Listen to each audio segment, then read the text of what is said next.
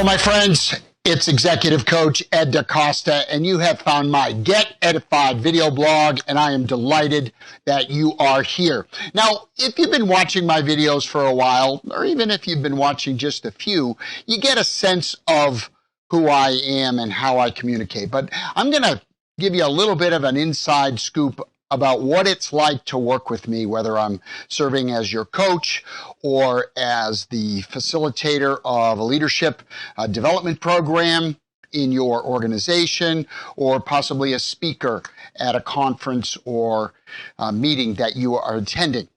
I grew up in South Boston, Massachusetts, and like many communities around the world, just about all of the young men and women growing up in that community develop a chip on their shoulder. It's kind of an attitude. You have to have a certain posture in order to survive in that type of environment. Now, didn't mean we fought all the time, but you just had to have a particular attitude about you. And I've retained that throughout my professional life, and I turned it into an acronym. So I do still have a chip on my shoulder, CHIP, candor, humor, insight, passion. So very quickly, candor. What is that all about? I speak the truth. I speak my mind.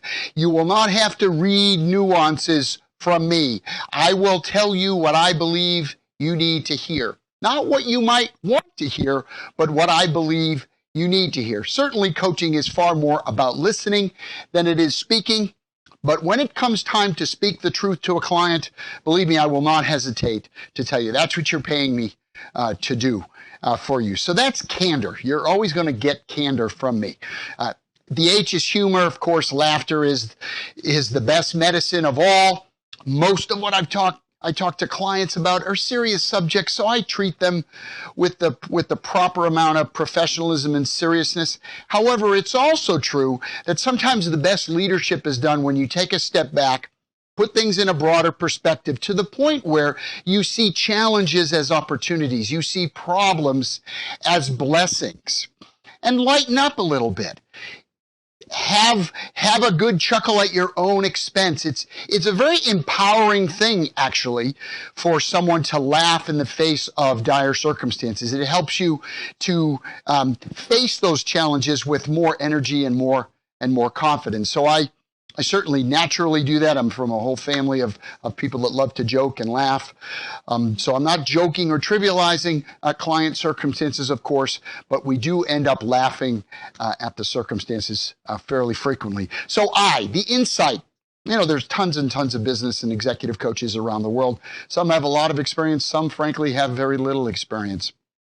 I had a 20-year corporate career, traveled all over the world, was in engineering, operations, then in sales and marketing. So I've made my share of mistakes and learned from them, and I've had some wild successes in the corporate world as well. And I bring that to the table. Not that I'm telling you what to do based upon what I did back in the day.